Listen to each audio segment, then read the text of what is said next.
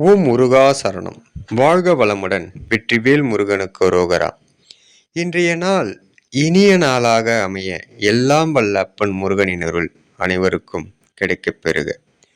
நாம் வாழும் வாழ்க்கையில் நாம் எத்தனை தான தர்மங்கள் பூஜைகள் செய்தாலும் அதன் பலன் நம்மை வந்து சேர வேண்டும் என்றால் நம்மால் நமக்கு தெரியாமல் நம்மால் பாதிக்கப்பட்டவர்கள் யாராக இருந்தாலும் நம்மை வாழ்த்தும் போது அந்த பலன் அப்பன் முருகனருளால் நம்மை வந்து கட்டாயம் சேர்ந்தே தீரும் என்று சொல்கின்றார்.